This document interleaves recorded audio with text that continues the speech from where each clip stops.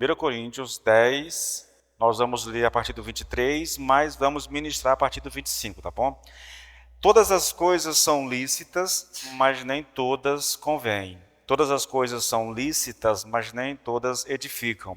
Ninguém busque o seu próprio interesse, e sim o do seu próximo.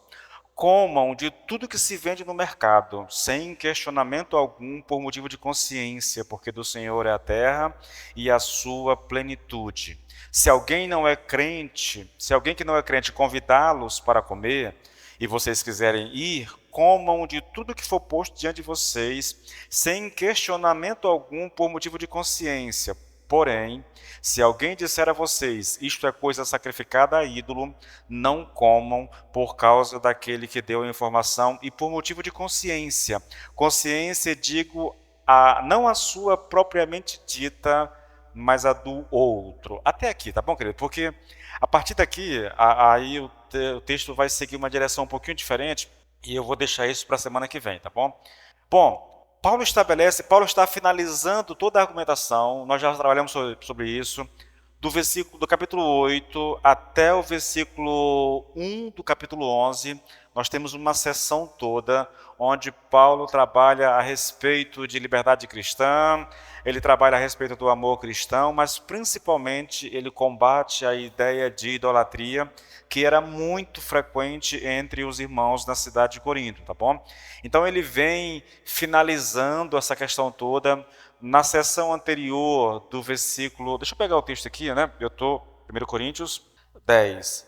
Nós vimos na sessão anterior, querido, do 14, se não me falha a memória, do 14 até o 22, Paulo, ele traz uma palavra muito dura a respeito da idolatria e do que ela significa na verdade, porque Paulo vai dizer que mesmo que o ídolo não seja nada, por trás dos ídolos existem, diz Paulo, demônios que estão recebendo a adoração e o culto daquelas pessoas, então ele proíbe terminantemente a ideia de que alguém deva comer uma comida sacrificada no templo de um ídolo. O versículo 14 diz exatamente isso, né? Portanto, meus amados, fujam da idolatria. Eu disse semana passada, o Augusto Nicodemos coloca esse texto de uma forma que eu acho boa, na verdade. Ele diz que Paulo está respondendo 3 perguntas aqui. Podemos comer carne no templo pagão? Podemos comer carne comprada no mercado, mesmo que essa carne tenha sido consagrada a algum ídolo? Podemos comer na casa de um amigo, mesmo que a carne que esteja sendo oferecida foi ofertada num templo pagão? São essas 3 perguntas. A primeira pergunta, Paulo diz não, de forma alguma, não dá, não tem como fazer, na verdade, porque comer no templo de um deus pagão é idolatria, e ao fazer isso você se coloca num estado de comunhão, de koinonia com os demônios que estão por trás dos ídolos, recebendo a adoração. Aqui, a partir do versículo 23, Paulo ele começa a lidar então com as outras 2 perguntas, tá bom? Todas as coisas são lícitas, mas nem todas convêm, todas as coisas são lícitas, mas nem todas edificam. Ninguém busca o seu próprio interesse, e sim o do seu próximo. Então há uma liberdade cristã, mas a verdadeira liberdade cristã, como eu enfatizei a semana passada, não é ser livre para fazer o que nós queremos fazer, é sermos livres para buscarmos o bem do outro, do nosso próximo. Então, eu sou livre para comer. Vocês vão aprender isso aqui, eu vou enfatizar isso aqui. A carne, quando ela sai do templo pagão, ela é só carne. Não há mais nada, não há mais nenhuma contaminação, nada. É apenas carne, tá bom? Nós vamos já trabalhar isso aqui. Então você pode comer à vontade, mas se de repente o vendedor te diz essa carne foi consagrada no templo pagão, aí ele vai dizer que você não deve comer. Tá? Mesmo que isso não signifique nada para você, você não deve comer. Porque se você comer, você está, de certa forma, corroborando, fomentando a idolatria no coração daquela pessoa. Tá? Você está como que dando apoio à idolatria, e aí Paulo proíbe. A gente vai lidar com isso aqui agora, tá bom, querido? Eu vou para o meu texto agora, para a gente seguir com a ministração. Irmãos, é uma questão técnica que eu acredito que poucos de nós hoje experimente isso, sabe? Essa ideia de que quando a carne sai de um templo pagão, ela é só carne e nada mais, isso trazendo para a nossa realidade, querido, isso é muito prático, né? A gente não sofre hoje, primeiro porque nós não temos templos pagãos, onde as pessoas vão sacrificar animais para... Não há esse tipo de culto hoje, esse tipo de sacrifício hoje, tá? O que mais eu lembro de estar falando sobre isso quando eu estava ministrando no capítulo 8, uma das coisas que poderia se fazer aqui, alguma aplicação, tem a ver com o fato de, por exemplo, você encontrou, e isso é interessante, né? Na época eu discordei de Nicodemos, mas agora, com todo o texto, com toda a ministração na mente, eu vou ter que concordar com ele. Imagine que você está... Aqui não tem, porque no Buriti não acontece isso, né? Mas imagine que você vai passar a sua virada de ano lá em São Luís. Você vai curtir a virada de ano na litorânea. Aí, na segunda-feira de manhã, você alugou lá um apartamentozinho lá, um hotel, um quarto de hotel, na litorânea. Aí você acorda de manhã cedinho para fazer aquela caminhada, e aí, de repente, você encontra uma galinha que foi oferecida na noite anterior a Iemanjá. Você encontra uma galinha. Aí o crente pergunta, eu posso ou não posso comer dessa galinha se eu quiser? Ela está intacta, está ali protegida, não tem nada que me impeça de comer. Mas eu sei que aquela carne foi consagrada a uma entidade. Posso ou não posso comer? Na concepção daquilo que nós estamos estudando aqui agora e do que nós vamos estudar, você pode comer, entendeu? Você pode comer. Você não poderia comer dela junto com as pessoas que estavam naquele ato de culto na noite anterior. Mas agora, aquela galinha é apenas galinha, nada mais, é carne. É o que nós vamos já ver aqui, tá bom, querido? Olha, eu vou finalizar a ministração da semana passada lendo o texto que eu li a semana passada, tá? Quando Paulo está falando aqui desse princípio importante, querido, de que nós somos livres, mas a nossa liberdade, em essência, ela não é uma liberdade para a gente fazer o que nós queremos fazer. É uma liberdade para amar o próximo. É uma liberdade que busca o bem do próximo. Olha só, para Paulo, a morte de Cristo em que ele se entregou por nós não é somente a oferta divina de perdão para pecadores, mas também o único modelo correto de discipulado. Isso significa que liberdade não quer dizer procurar aquilo que me agrada, nem mesmo procurar o meu próprio bem. Em vez disso, significa ser livre em Cristo de tal forma que se possa verdadeiramente buscar beneficiar e edificar outra pessoa.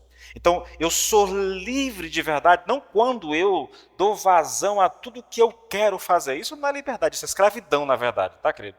A pessoa que não consegue se controlar nos seus desejos, ela não é livre, ela é escrava. Livre é aquele que pode fazer alguma coisa, não há nada que o impeça, mas por amor a outra pessoa, ele se limita, ele diz não. Isso é a verdadeira liberdade pela perspectiva bíblica, tá, querido? Bom, nós citamos o princípio, né? Nós estabelecemos isso, agora a gente Paulo vai citar dois exemplos desse princípio, do que é a verdadeira liberdade. O primeiro exemplo é da carne comprada no mercado. Versículo 25. Comam de tudo que se vende no mercado, sem questionamento algum, por motivo de consciência. Quando a gente lê isso, o primeiro pensamento que vem é, eu não quero saber de onde é essa carne, porque se eu souber e eu comer, eu vou estar pecando. Vocês vão descobrir que esse entendimento é completamente equivocado. Não é isso que Paulo está ensinando aqui, tá, querido? Mas vamos lá. Bom, eu quero que você relembre de uma coisa. Irmãos, eu tenho tentado manter vocês assim. Eu estava falando para minha esposa hoje. Quando a igreja de Corinto recebeu a carta de Paulo, e ela leu a carta de Paulo, e ela leu esse texto aqui, todo irmão que estava ouvindo a leitura do texto sabia exatamente o que Paulo estava dizendo. Porque era a realidade deles, eles estão vivendo isso. Eles sabem como é que funciona a idolatria, os templos pagãos, os cultos e tudo mais. Só que nós estamos a mais de 2000 anos de distância desse povo, da realidade que eles estão vivendo. Nós não temos noção da cultura, da realidade histórica, cultural, religiosa que envolvia esses irmãos. Então, a gente lê o texto E a gente tem uma compreensão diferente, querido, porque não entende o contexto. E eu tenho tentado, é por isso que eu estou esticando essas mensagens, porque eu estou tentando colocar vocês, pelo menos minimamente, né, contextualizar vocês, para que vocês entendam um pouco o que está sendo dito aqui. Então, comam de tudo que se vê no mercado sem questionamento algum por motivo de consciência. Por que Paulo diz isso?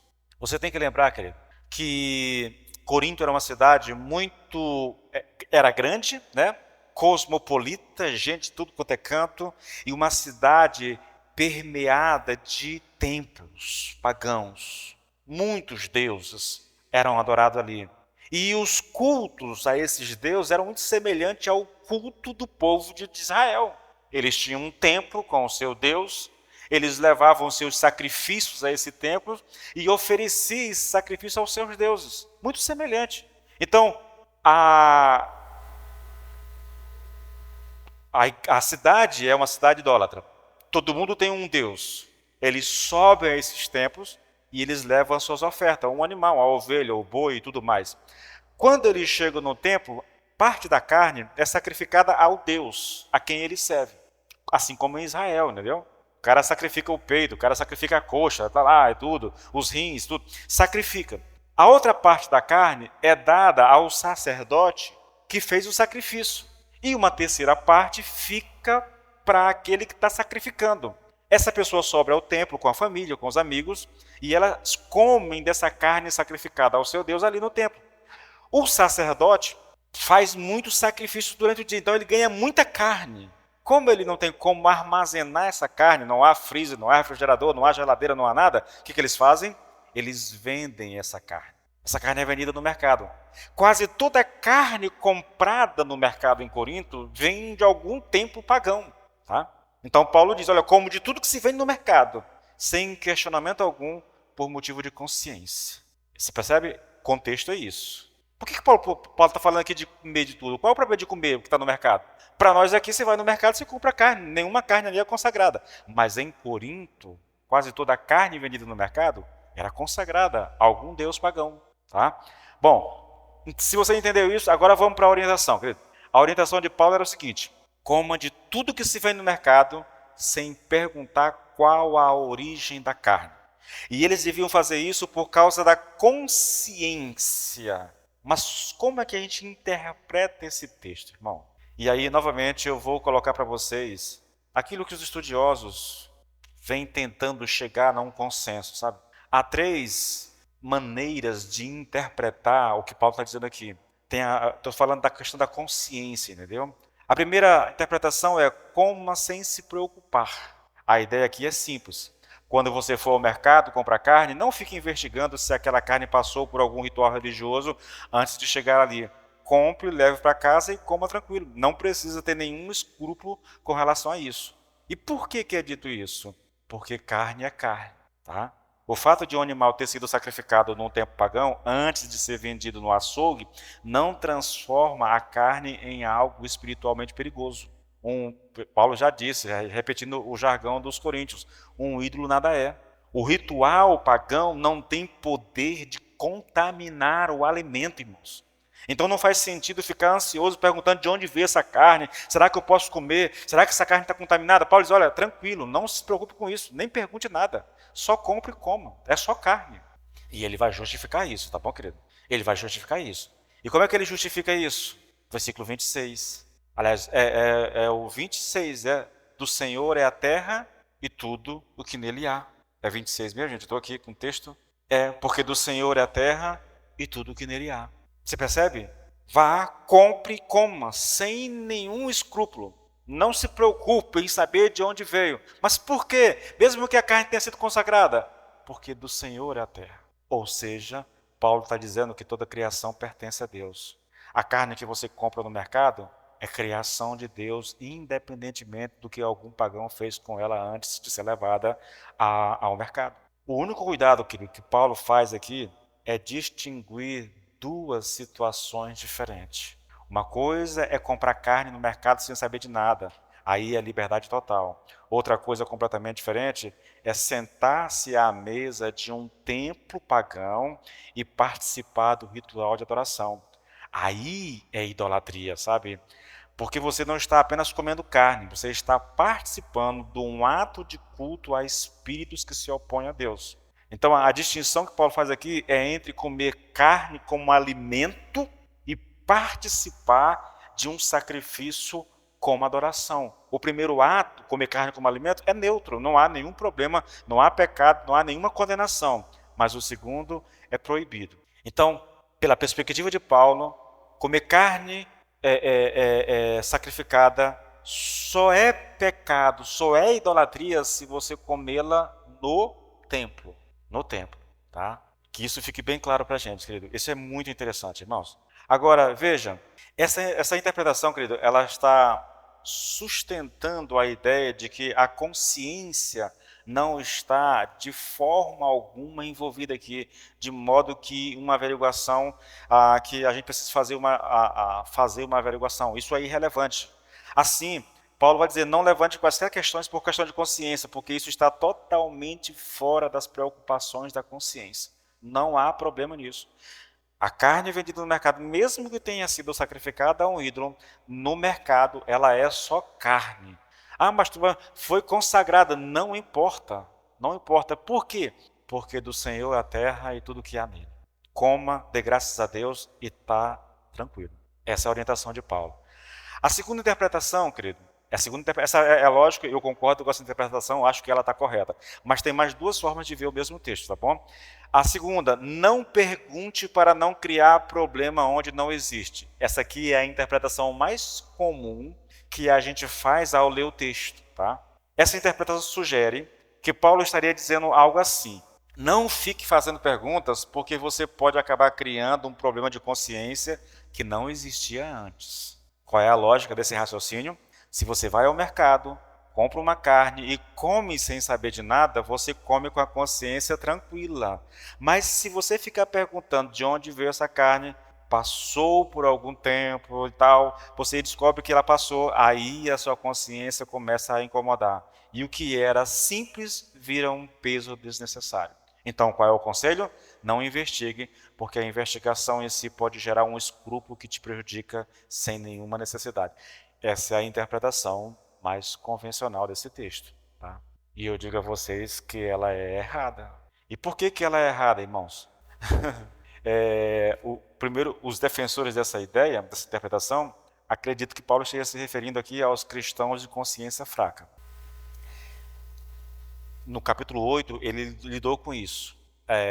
Criar uma distinção entre crentes fortes e fracos, que eu não concordo com a distinção, mas sim, Paulo fala no capítulo 8 de pessoas que, por causa do envolvimento deles com a idolatria antes da conversão, né, agora convertidos, mas ainda sem muita experiência, eles têm crise de consciência quando vê alguém comendo carne sacrificada a ídolos, tá? Aí o pessoal chama esse pessoal de crente fraco. Os crentes fortes são aqueles que comem carne num tempo pagão, sem se preocupar com nada. Nós já vimos que isso é errado, que isso é pecado, que isso é idolatria e que isso é nutrir comunhão com demônios, tá? Não tem esse negócio de crente forte, não. Não é crente maduro na fé coisa nenhuma. É crente que está em pecado, tá fazendo aquilo que não deve ser feito, afrontando Deus com o seu comportamento, tá? Mas criaram essa distinção, querido. Então, por causa dessa distinção, algumas pessoas acreditam que é essa a ideia que Paulo está falando aqui. Ele está se referindo a essas pessoas de consciência fraca. Que se elas não soubessem a origem, elas poderiam comer sem nenhum problema. Mas se elas souberem a origem, elas terão crise de consciência. O problema, irmãos, é que essa interpretação ela não se sustenta. Paulo não aconselharia ninguém a agir como que de olhos fechados, fingindo não saber o que sabe. Isso seria uma espécie de auto-engano convincente. E Paulo, querido, com toda certeza, não é nem esse tipo de pastor, muito menos de conselheiro. Se uma pessoa genuinamente acredita que comer carne de sacrifício é errado, o conselho de não perguntar para não descobrir seria desonesto. Imagine que você acredita de todo o coração que comer uma carne que foi consagrada, mesmo que você compre ela no mercado, seja errado. Você acredita nisso, defende isso. Aí eu te dou um conselho. Tá, vou te dar aqui um jeitinho brasileiro para você burlar sua consciência. Como é que você vai fazer? quando chegar lá, você não pergunta de onde é a carne, só compra. Não é isso que Paulo está fazendo, irmãos. De forma alguma, querido. Isso seria desonesto da forma de Paulo. O que Paulo está dizendo é, não há problema de consciência. A carne saiu do templo, é carne apenas. No templo ela continua carne, mas como no templo ela é parte de um ritual de adoração a um Deus qualquer, então comê-la lá é pecado. Tá? Continua sendo só carne, não muda nada. Mas como ela faz parte de um ritual, aí comê-la lá é idolatria. Mas ela saiu do templo, não está fazendo parte de nenhum ritual, como porque é apenas carne. A terceira interpretação, irmãos, é essa. Não pergunte para não constranger os outros. Você percebe? A primeira diz que não há nenhum... Vá lá, compre, come à vontade. A segunda diz, compre, mas não pergunte a origem, não investigue nada. A terceira diz, não pergunte para não constranger os outros. Essa interpretação propõe que Paulo estaria aconselhando os crentes que se dizem fortes, né? Aqueles que se sentiam livres para comer qualquer coisa, a não ficarem fazendo perguntas sobre a origem da carne, para não criar um clima desconfortável para os outros ao redor. A ideia seria essa. Se você vai ao mercado comprar carne e começa a perguntar em voz alta ao vendedor, essa carne veio de algum sacrifício? Você pode acabar criando um problema onde não havia nenhum. Por que isso? Porque um irmão de consciência fraca poderia estar por perto, ouve a pergunta, fica sabendo da procedência da carne e de repente ele começa a ter crises de consciência, tá? E que ele não teria se o irmão que se julga mais superior, mais forte, não tivesse feito a pergunta em voz alta. Portanto, a ideia é compre a sua carne sem fazer esse tipo de investigação pública, porque a pergunta em si pode desrespeitar a consciência de um irmão que está ao seu redor. Eu acho tão tolo isso aqui, querido. Tá? Eu sei que a gente faz, mas eu acho tão tolo, porque a primeira pergunta que eu faria é, por que esses irmãos, que se consideram espiritualmente superiores aos outros, fariam uma pergunta dessas no mercado de carne, se eles não viam nenhum problema em comer carne no tempo pagão? Não faz sentido, tá, defender isso aqui. Eu entendo que quando a gente estuda, a gente deve fazer pergunta para tentar compreender o texto, tá? Mas alegar isso aqui, apresentar isso aqui como uma tese, eu acho desnecessário.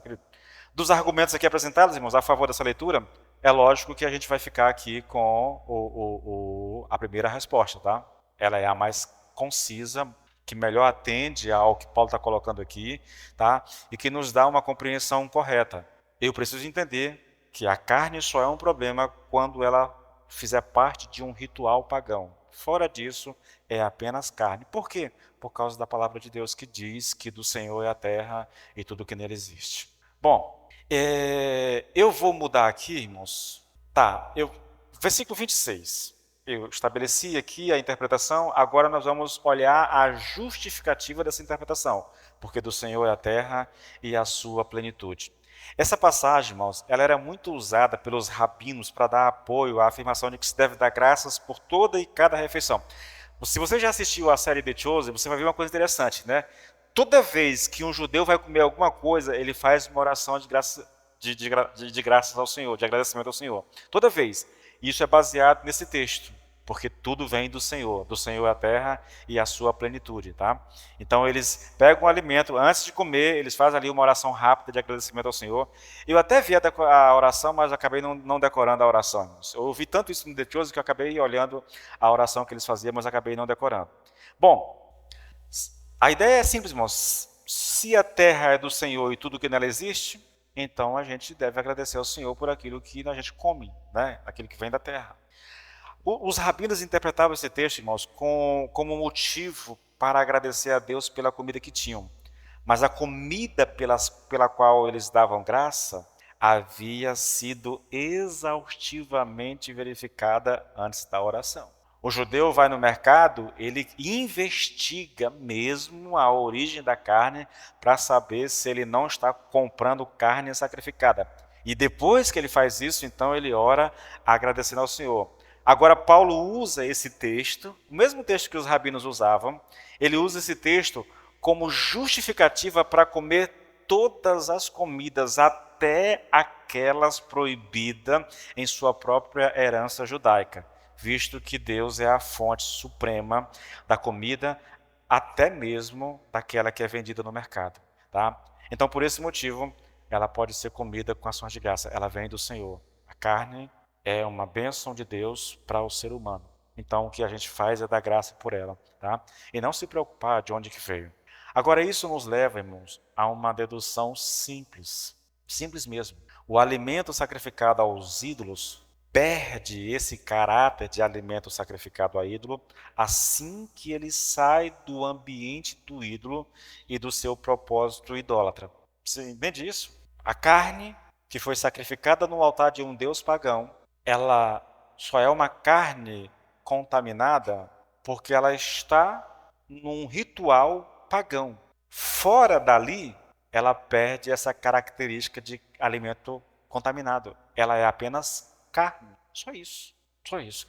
E a implicação clara aqui, irmãos, é que em nenhum momento alguma coisa contamina a comida em si. Ou seja, Deus simplesmente não se importa com qual comida a pessoa se alimenta. O que Paulo considera pecaminoso é comer alimento de ídolo em qualquer contexto que possa dar a menor impressão de que os cristãos aprovam a idolatria, por mais atenuados que sejam os aspectos religiosos ligados a essa refeição local. Como é o segundo exemplo que nós vamos citar, tá? Isso nos leva exatamente para o segundo exemplo, mas só um pouquinho que eu vou já citar ele aqui. Olha que coisa interessante. Para o judeu, muitos alimentos eram impuros. Vocês lembram disso, né? Levíticos, Números ali, Êxodo, Deuteronômio, vai lidar muito com essa questão, aquilo que a gente chama de cardápio kosher, que é o cardápio do judeu. Então, uma série de alimentos são considerados impuros, inclusive a questão da carne de porco. Só que nós temos esse texto aqui, nós temos também Pedro em Atos, capítulo, eu acho que é capítulo 9, né, quando ele está na casa de Simão, Pedro, o curtidor. No 10 ele vai para a casa de Cornélio. Quando ele está ali na casa de Simão, né, para esperar o almoço, ele sobe ao terraço e ele vai meditar. Quando ele está meditando, o Senhor faz descer um lençol com um monte de animais impuros. E o Senhor dá uma ordem para Pedro. Qual é a ordem? Mata e come. E Pedro vai dizer, Senhor, não dá para fazer isso não. Você me perdoe, mas não dá para obedecer. Eu nunca permiti que algo impuro entrasse na minha boca. E isso aconteceu 3 vezes. Muitos estudiosos acreditam que ali o Senhor está revogando toda essa ideia, tá, de que alguns alimentos são puros e outros impuros. O contexto ali, você sabe, é Deus, através do Espírito Santo, preparando Pedro para o que vai acontecer no dia seguinte. Tá? Quando ele estiver na casa de Cornélio, ou no momento seguinte, né, quando ele estiver na casa de Cornélio, um judeu não poderia entrar na casa de um gentil, mas o Senhor está preparando Pedro para isso. Você percebe o que Deus está fazendo? E baseado nisso, algumas pessoas acreditam que de fato o Senhor está revogando essa ideia de que há alimentos impuros e impuros. Tudo vem de Deus e a gente deve dar graça por isso. Bom, quando eu disse que isso nos leva ao segundo exemplo, irmãos, olha só, versículo 27... até o 29, só a parte A. Aí nós temos essa ideia. Qual foi a ideia, querido? O que Paulo considera pecaminoso é comer alimento de ídolo em qualquer contexto que possa dar a menor impressão de que os cristãos aprovam a idolatria, por mais atenuados que sejam os aspectos religiosos ligados à refeição local. Tá? Agora, observe isso. Se alguém que não é crente convidá-los para comer e vocês quiserem ir, comam de tudo que for posto diante de vocês sem questionamento algum por motivo de consciência. Até aqui tudo bem, está muito parecido com o versículo 25, tá bom? Agora o versículo 28. Porém, se alguém disser a vocês, isto é coisa sacrificada ou carne sacrificada a ídolo, não comam por causa daquele que deu a informação e por motivo de consciência. Aí Paulo vai explicar. Consciência, digo, não a sua propriamente, mas a consciência do outro, daquele que te alertou, daquele que te falou. Você percebe? Aqui nós estamos numa situação em que se o irmão diz, ou se alguém me diz que a carne foi sacrificada e eu como, não é que eu estou pecando e me associando à idolatria, porque eu sei que a carne ali não é nada. O problema não é esse, e é esse o princípio que eu vou ensinar a vocês hoje aqui, querido. O problema é que a pessoa que me avisou tem aquela carne como uma carne consagrada a um ídolo. E quando eu como, mesmo que eu saiba que aquilo é só carne, quando eu como, eu estou, de certa forma, dando um péssimo testemunho, tá? E com esse péssimo testemunho eu estou, como é que eu digo? Eu estou aqui, talvez afastando aquela pessoa de Deus e mantendo ela presa na sua idolatria. Eu vou explicar isso daqui a pouquinho, tá bom? Para não entrar muito no texto agora. Vamos lá, irmãos. Olha, nós já vimos que a carne sacrificada aos falsos deuses fora do ambiente de idolatria, ou seja, fora dos tempos pagãos, ela é apenas carne. Também nós vimos que do Senhor a terra e a sua plenitude, por isso a carne comprada no mercado pode ser consumida com a de graça. O mesmo princípio, querido, pode ser aplicado quando se é convidado a comer na casa de um descrente. É o que Paulo coloca aqui. Se um descrente te convidar, vai e coma de tudo, sem questionamento algum, por motivo de consciência. A segunda maneira mais comum e inocente de entrar em contato com a comida de ídolos, depois de comprar no mercado, seria aceitar um convite para um jantar oferecido por um vizinho. São as três formas de você estar em contato com essa carne consagrada a ídolos. No templo pagão, comprando ela no mercado ou comendo na casa de um vizinho, de um amigo ou de alguma pessoa, tá, querido? Bom, esses jantares, irmãos, que aconteciam, contexto, querido. Esses jantares, eles eram extremamente comuns e serviam como uma chave para estabelecer a rede social e política que era essencial para o avanço e até mesmo para a sobrevivência social. E aqui vocês sabem que naquela época havia muitos escravos e os escravos não eram convidados para jantar. Esses convites eram feitos para pessoas livres e provavelmente pessoas, né, eu diria isso, de sociedade média, de uma pessoa de renda média, na verdade, como a nossa realidade no Brasil. Tá? Não é para qualquer pessoa. A sociedade não era constituída da forma como é hoje, entendeu? Havia os escravos, muita gente era escravo, e havia os donos de escravo, e aqui e acolá, alguns libertos, algumas pessoas, a divisão de classe era diferente. Então, essas pessoas convidadas aqui provavelmente eram pessoas que viviam bem socialmente, tá, querido? Bom, qualquer pessoa respeitável esperaria receber convites para jantarem na casa de outros ou em outros locais, incluindo aqui os estabelecimentos de refeição incorporados aos recintos de alguns templos pagãos. Eu já disse a vocês que em Corinto, socialmente era comum. Aniversário de 15 anos é feito no templo pagão. No templo havia um espaço destinado a esses eventos sociais, tá? Cultuava-se o Deus e ali se servia tudo. A festa de casamento acontecia no templo pagão. Todo evento social da sociedade se dava quase que sempre num templo pagão. É importante que você tenha isso em mente, tá? Porque daqui vem a questão o problema que esses irmãos estavam inseridos. O contexto deles era muito difícil, na verdade, querido. Outra coisa que era muito comum. Naquela época, nós temos hoje o sindicato de professor, sindicato disso, sindicato daquilo. Naquela época havia, o nome não era exatamente sindicato, era os... Deixa eu tentar lembrar aqui, gente. Há um nome específico que é dado para isso no Novo Testamento, querido, que fugiu aqui à mente. Mas era como se fosse esse sindicato. E cada sindicato tinha o seu patrono. O patrono era o Deus que era cultuado pelas pessoas daquele sindicato. Esse sindicato fazia as suas festas aos seus deuses. E se você era, por exemplo, do sindicato dos pedreiros, e esse sindicato está em festa e você não vai, você está desonrando ao Deus, que é o patrono daquele sindicato, e se colocando numa situação bem delicada e complicada, tá bom? Porque isso poderia fechar as portas para ti. Tudo isso é contexto, irmãos. Então, novamente, qualquer pessoa respeitável esperaria receber convites para jantares nas casas de outros ou em outros locais, incluindo os estabelecimentos de refeição incorporados aos recintos de alguns templos dos ídolos, tá? Só que aqui a ideia dos recintos está fora, tá? Não é disso. O Paulo está dizendo que se alguém te convidar, né, um vizinho, um amigo, um parente, né, um patrono te convidar, não tem a ver com os tempos aqui. Não receber esses convites seria um sinal de marginalização social. Receber e recusar poderia te levar ao isolamento social. Essa é uma realidade. Quando eu preguei sobre Apocalipse, uma das igrejas de Apocalipse, uma igreja muito pobre, e eles eram pobres exatamente por isso, porque não se relacionava com esses sindicatos aqui, tá? De forma alguma. Então as portas se fechavam para eles, tá? As portas financeiras. Se tinha negócio, perdia os negócios, tá? Isso trazia muita opressão social, né, financeira sobre essas pessoas.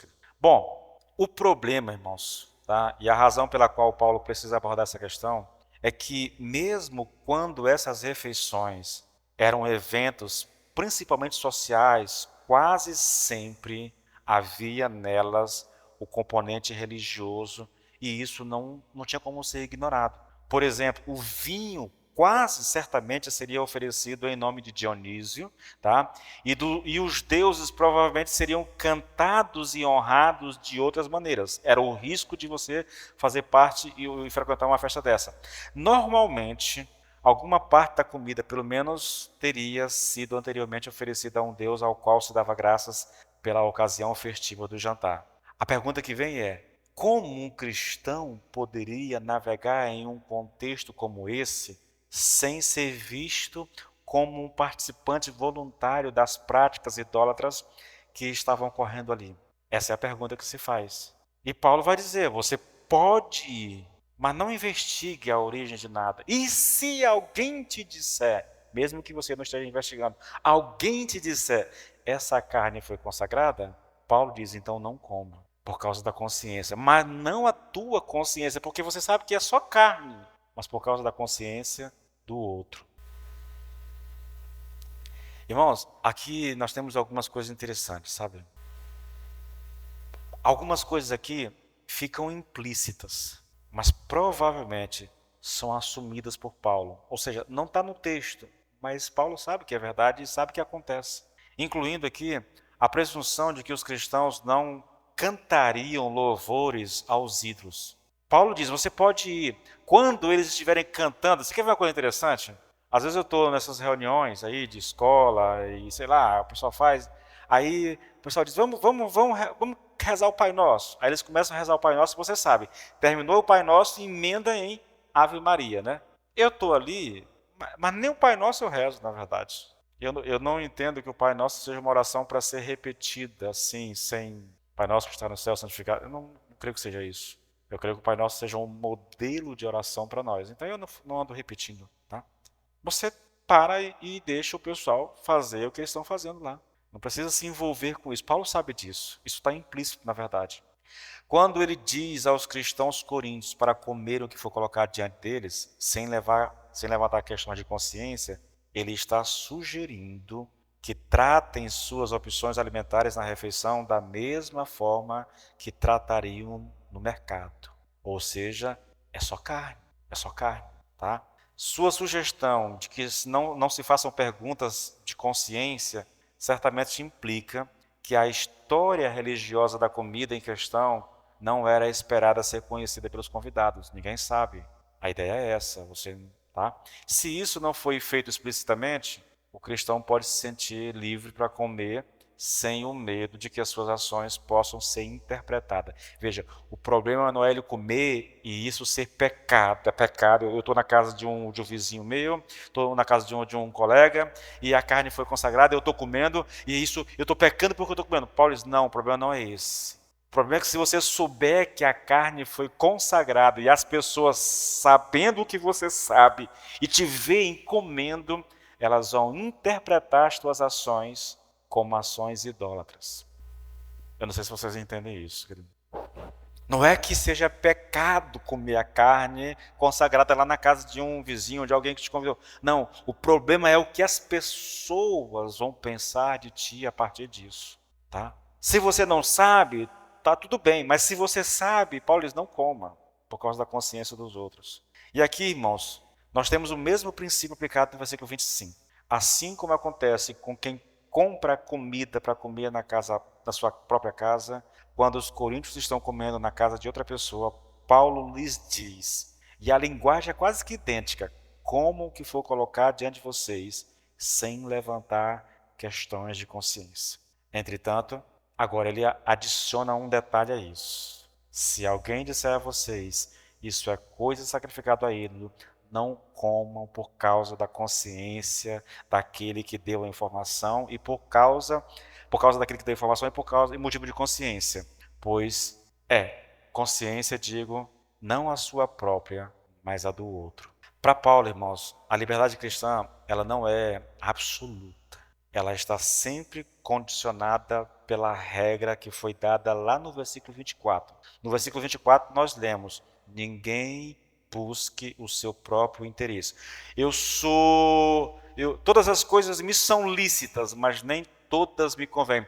Todas as coisas me são lícitas, mas, Paulo vai dizer, você é livre, mas não é livre para fazer tudo o que você quer. Você só é livre no sentido de que você possa buscar o interesse do seu próximo. Então a regra de Paulo da liberdade é, você é livre para buscar o bem do outro.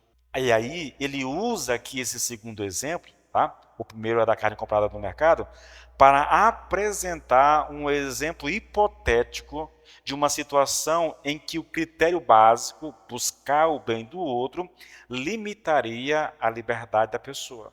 De maneira bem esmiuçada, Paulo está dizendo assim, olha, eu sei que a carne fora dos tempos pagãos é apenas carne. Mas por causa da consciência daquele que me alertou sobre a carne ser sacrificada ao ídolo, eu não comerei essa carne, eu estou limitando a minha liberdade. Paulo está dizendo, eu escolho limitar a minha liberdade por causa da consciência daquele que me avisou. Irmãos, a verdadeira liberdade é essa. É a liberdade para você impor limites a você por causa do próximo, entende? Eu poderia fazer, não é pecado fazer, mas eu escolho não fazer, porque fazendo eu estou, de alguma forma, prejudicando o outro. Isso é liberdade, querido. Paulo permite que os cristãos circulem na sociedade pagã, mas existem limites ao que é permitido. Eles não podem comer nada que seja anunciado abertamente como oferecido aos deuses. E a razão, querido, é muito clara. Ao participar conscientemente do alimento sacrificado a ídolos, o cristão está claramente endossando a idolatria e assim colaborando com os idólatras. O problema é esse, o problema não é a carne, não é que é pecado, a carne está contaminada e se eu comer eu vou me contaminar e com isso eu peco. Não, não, não. O problema é que comer, sabendo que a carne foi sacrificada ao ídolo, ele endossa a idolatria. Ele está como que apoiando os pagãos na sua idolatria, fomentando cada vez mais a permanência deles na idolatria. Aqui existe um debate, irmãos, eu vou tentar ser rápido aqui, entre os estudiosos sobre quem seria esse informante. Contexto, novamente, irmãos, contexto. Eu acho isso fascinante demais, sabe? Veja aqui quais são os principais argumentos para cada alternativa. Lembra do texto? Se alguém te convidar, você vai. Porém, se alguém disser a vocês, essa carne foi consagrada ao ídolo, esse alguém aqui, qual é a identidade dele? Para muitos estudiosos, esse alguém aqui é o anfitrião pagão que convidou a pessoa, o cristão, para comer na sua casa. E por que ele faz isso? Veja, ele poderia fazer isso por cortesia, tá? Ele poderia avisar por cortesia e respeito às restrições alimentares do cristão. Deixa eu te dizer uma coisa, nessa época aqui, boa parte dos cristãos na origem eram judeus. O cristianismo era uma religião ligada aos judeus. Tá? Até então, eles não diferenciavam isso. E todo mundo sabia que o judeu não comia determinados alimentos, de forma alguma. Isso era comum, todos saberem. De fato, o judeu mantém isso até hoje. Então, por saber que a pessoa é cristã, né, quase que como um braço do judaísmo, a pessoa que o convidou poderia avisá-lo tá? A respeito da carne sacrificada. Admitir essa possibilidade, querido, criaria um problema, por assim dizer, gramatical. Tá? Admitir a ideia de que o pagão, por cortesia, por respeito, foi lá e fez esse anúncio, criaria um problema quase que gramatical aqui. Porque no versículo 27, Paulo já havia mencionado o anfitrião. Se alguém... A palavra alguém, no original grego, é a palavra tis. T-I-S, tis. Paulo já tinha dito, se alguém que não é crente convidá-lo, é o primeiro alguém. Se alguém... Os estudiosos aqui apontam, querido, que se fosse o anfitrião, Paulo teria usado um pronome direto como ele, em vez de um pronome definido alguém. Porque Paulo diz assim, olha, se alguém que não é crente convidá-lo para comer e vocês quiserem ir, comam de tudo que for posto diante de vocês, sem questionamento algum, por motivo de consciência. Aí, se tivesse sido o anfitrião, Paulo dizia assim, olha, ele, né, se ele disser a você, estivesse falando da mesma pessoa, mas ele já não cita mais, ele diz assim, se alguém, é um outro alguém, tá? É um outro alguém. Alguém convidou, e alguém diferente do alguém que o convidou, avisou o crente que a carne era consagrada. Tá? Então, essa interpretação de que se alguém é o anfitrião pagão, ela não se sustenta de forma alguma, tá, querido?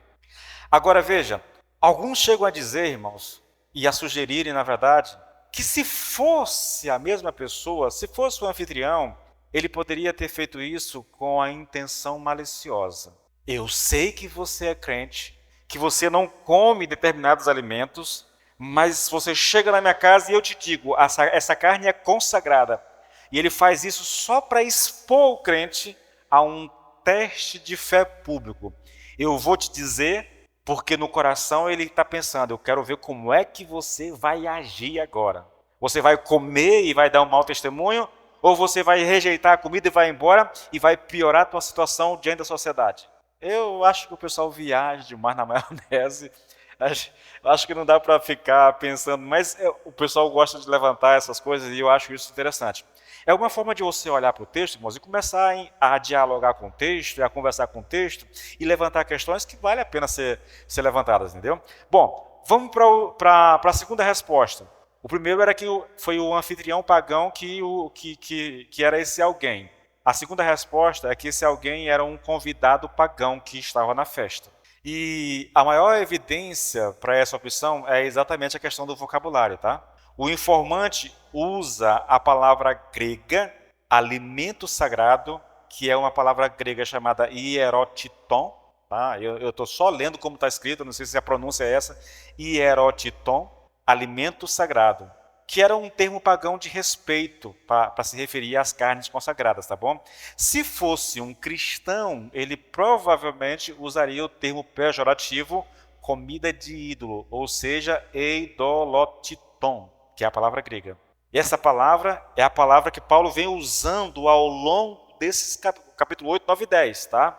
É a palavra eidolotiton. Aqui, como alguns sugerem que Paulo está aqui criando um caso hipotético, então se ele criou um caso hipotético, a escolha das palavras foram minuciosas para elaborar o que ele está dizendo. E se ele escolheu alimento sagrado ao invés de comida de ídolo, é porque ele estava se referindo a um pagão e não a um cristão, como alguns vão defender mais tarde. Vou já colocar isso diante de vocês, tá bom, queridos?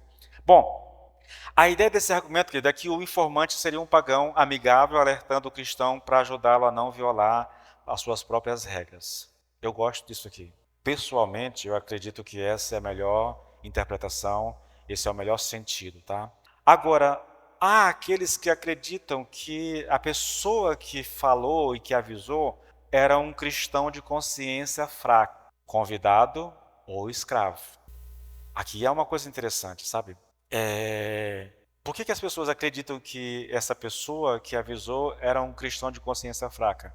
Por causa do foco de Paulo na palavra consciência, tá? Muitos acreditam que só poderia ser um cristão. E por quê? Porque um pagão não teria problemas de consciência com a idolatria. Um cristão, sim. Poderia ser outro convidado ou até um cristão escravo trabalhando. Lembre-se, a igreja era composta, em grande parte, por escravos. Então poderia ser que um escravo estivesse ali trabalhando e aí ele encontra um crente e avisa: olha, essa carne é consagrada. Tá?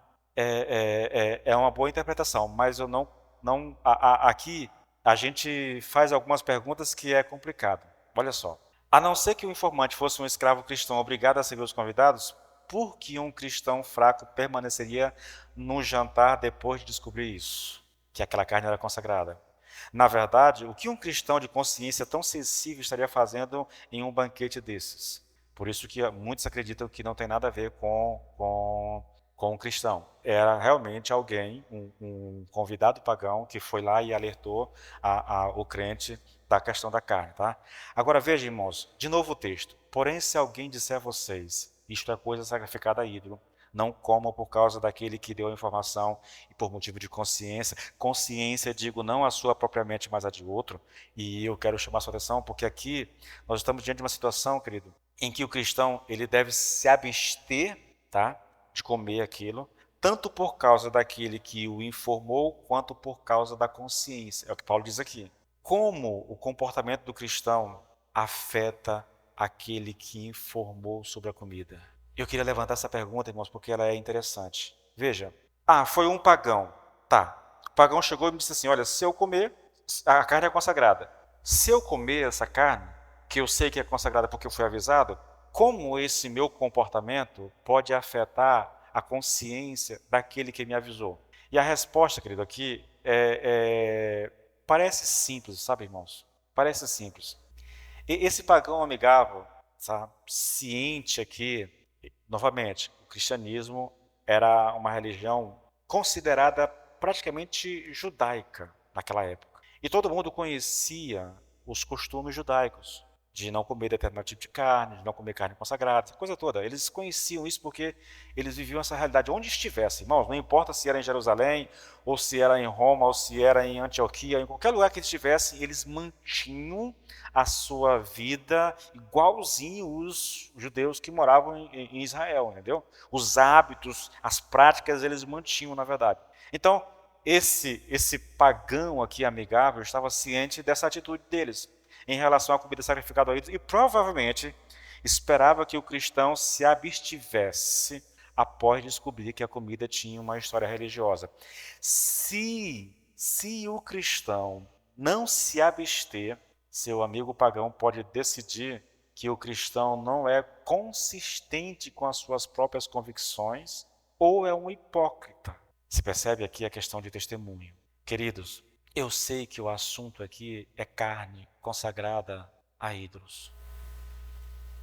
Mas, irmãos, vocês já perceberam que saindo dessa realidade e entrando em tantas outras, muitas vezes o nosso comportamento leva as pessoas a pensar que nós não somos consistentes com as nossas convicções, ou talvez que nós somos mesmo hipócritas.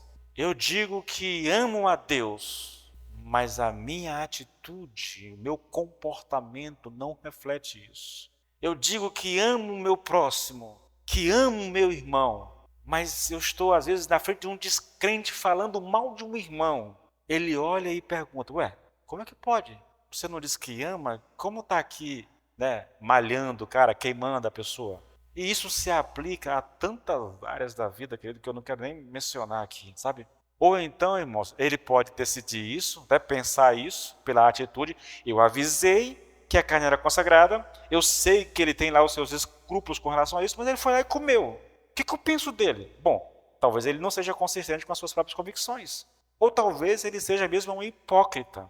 Ou ele pode decidir que nem todos os judeus ou cristãos acham que há um problema sério com a religião pagã. É outro drama vivido, porque ele está aqui, de certa forma, corroborando com a prática idólatra. Ainda, irmãos, eu tenho mais uma questão para finalizar isso aqui, eu tenho mais uma questão para ler nesse texto. O que significa consciência aqui, irmãos? Não investigue nada por causa da consciência. Mas se alguém te disser, não coma, por causa de quem te avisou, e da consciência. Muitos assumem aqui, querido, que se referia à consciência, aqui Paulo está se referindo aqui à ideia de consciência, a consciência fraca do irmão. Novamente, há um pensamento que domina a mente de muitos estudiosos quando lida com esses capítulo 8, 9 e 10, tá? De que Paulo está aqui num debate, numa discussão entre crente forte e crente fraco, tá? E aí alguns pensam por isso. Por que eles pensam assim? Olha, se você voltar para 1 Coríntios 8, versículo 7, lá está escrito assim: entretanto, nem todos têm esse conhecimento. Alguns, acostumados até agora com o ídolo, ainda comem desses alimentos como se fossem sacrificados a ídolos, e a consciência destes, por ser fraca, vem a contaminar-se. Não são crentes fracos, são crentes de consciências fracas. É o cara que saiu do paganismo, do meio da idolatria, e aprendeu que isso é errado, e de repente está vendo alguns irmãos que se acham mais espirituais, mais conhecedores, sentados à mesa de um templo. Eles entram em parafuso. Como é que pode? Se é errado a idolatria, como é que eles estão lá, na verdade?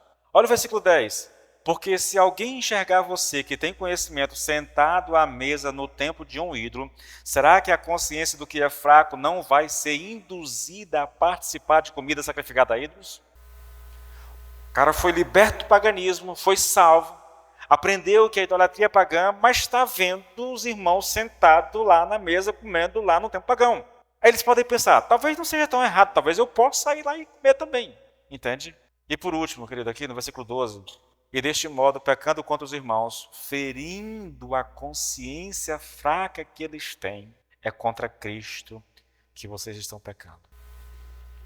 Eu quero que você entenda uma coisa. Aqui em Romanos 10, em 1 Coríntios 10, desculpa, no versículo 28, Paulo não fala nada sobre consciência ser fraca, ou de estar em perigo, ou de ser ferida. Aqui, irmãos, pode ser que falar de consciência significa apenas isso mesmo, que a pessoa que faz o anúncio entende o alimento como tendo um significado religioso. A consciência que ele tem é essa. Ele sabe que aquele alimento é um alimento religioso. É só isso. Não tem a ver com crente fraco. Na verdade, na minha interpretação, não é um crente fraco que está fazendo isso. É um cristão, é um pagão que está avisando. Bom, partindo desse pressuposto, querido, de que a pessoa que avisou, ela tem uma consciência formada que o alimento tem um significado religioso, tendo esse pensamento, o cara é um idólatra, o cara é um pagão, ele sabe que o alimento para ele é uma coisa religiosa, por isso ele avisou lá o cristão para não comer. Olha, a carne é consagrada, tá? Já que você tem problema, não coma, porque é um alimento religioso. Partindo desse pressuposto, Paulo formula outro princípio aqui muito importante, irmãos, que sustenta o seu conselho. Qual é o princípio? A história do alimento importa apenas quando importa para alguém que o considera sagrado. Irmãos, isso é tão interessante. Por que é assim? Porque os cristãos sabem que os ídolos não existem, que só há um Deus. E que todo alimento pertence, em última instância, a Deus. Porém, numa situação dessa delicada, não é o que o cristão sabe que conta, mas o que os outros acreditam. Eu vou finalizar com isso aqui, porque eu acho que isso aqui é tão importante, irmãos. É um princípio tão interessante isso aqui, sabe? A história do alimento importa apenas quando importa para alguém que o considera sagrado. A pessoa que veio ao cristão considera o alimento sagrado. É algo religioso. Por isso ele foi lá no cristão e disse, o alimento é consagrado. Paulo está dizendo, não coma por causa da consciência, porque a consciência dele diz que aquele alimento é religioso. Então não coma. O que vale aqui não é o que você sabe, não é o que você acredita. Você sabe que é carne, só carne, acabou. Mas o que vale aqui é o que ele acredita. Se você comer, você está com a sua atitude levando ele a julgar os cristãos, pensar que eles não são consistentes com aquilo que acreditam, com aquilo que professam, pensar que eles são hipócritas, ou vocês estão fortalecendo as pessoas na prática da idolatria, porque ao comer, sendo avisado que era um alimento idólatra, você está dizendo, não tem nada a ver, não há nenhum problema em comer esse alimento. Entende? é um comportamento que agride o outro.